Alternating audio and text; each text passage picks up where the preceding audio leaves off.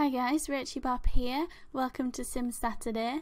Today I would like to share with you this awesome post by Sim Guru Beth all about the making of the waterfront in The Sims Mobile in case you haven't seen it on Twitter.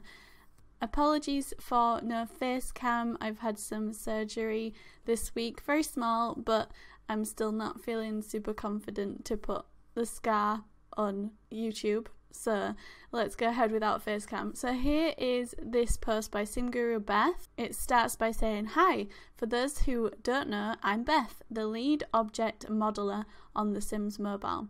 I help my team create our furniture and venues. Now that Waterfront is out, yay, I want to share an example of how we take an object from concept to the final model. Hashtag making of Waterfront," and this is an entire thread. It starts with this image of her, which is awesome. It's basically just her sim self, like she's got it up here with the cupcake from the game, but she's got it here with like the smoothie station from the Wellness Guru Career Centre that is part of the Waterfront update. The next tweet goes on to say, "After designs for a feature are final, the concept artist provides a call out for us to work with. I begin figuring out how it can work for our animators and within our limitations. I create a block model to get a sense of scale placement that will work." So it's all very, very cool and it's awesome to see behind the scenes. So here we've got the juice bar call out, final concept art. You've got a mock-up here, tells you how it's going to look from the front and the back. You've got your juicer, the right side, left side, front and back, so that the artist who's going to model it can see how that's going to work. And then the other image with this is creating the block model. What size is the object? Where do the Sims go for animations? And will this work for other similar objects in the future? So that's obviously going to benefit them in a similar way that it would in The Sims 4 and any Sims game really.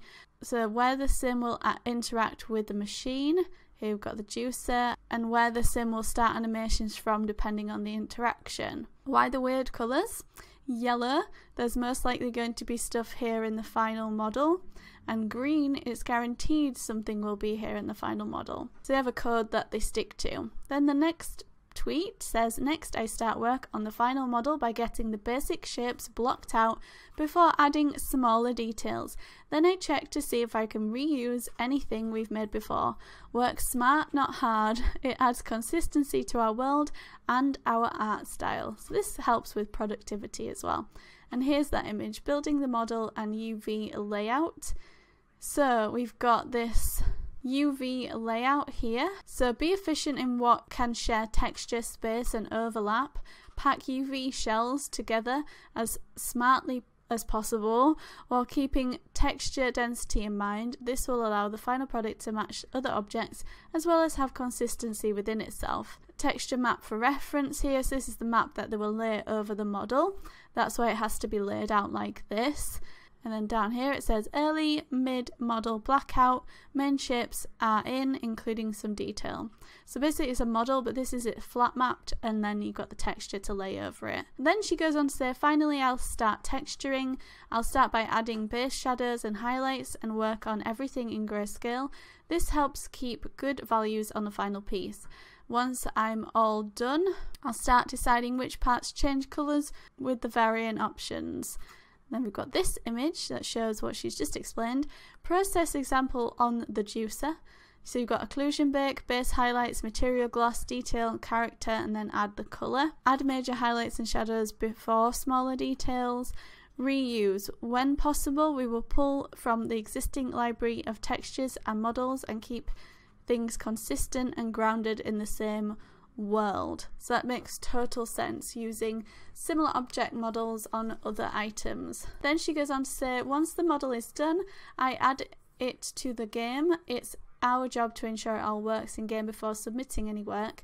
Then it's tested and we wait for release. There's a lot involved in making it all look good as a final product. Hope you enjoyed my part of making the waterfront." That implies that there may be other parts, which is very cool. Might see it from process of start to finish, which is awesome. The final result here, I'm sure you've all seen it in game. If you haven't, please update your game. It's really cool. The goal for us to take a concept and complete it as closely as possible while keeping within the guidelines and time constraints. Original concept here on the left, then the final object in Maya, and then the final release of the object in game. Very cool, very neat, very accurate. This particular update, I think, shows insane attention to detail. You can see it just there on the juice by the fact that they've got cups stacked up and down on the shelves, and it's highly interactive. The colours are very impressive and the animations are incredible. So I've been super impressed with that. And then she finishes off with a little gif of it working in the game, so you can see exactly how it works. Thank you so much to Sim Guru Beth for posting about this. It's a highly interesting read, whether you're coming from a place of not knowing anything at all or even knowing exactly what she's talking about. It's just super cool to see it all come into play, and I think she picked the perfect object to focus on. I hope when they do an animation one they talk about either the massage chair or the massage bench, because those animations are really funny in this update. Let me know your thoughts in the comments, guys. Don't forget to subscribe for future videos and go follow Sim Guru Beth on Twitter if you don't already. Thank you so much for watching. Happy Sim Saturday. Bye!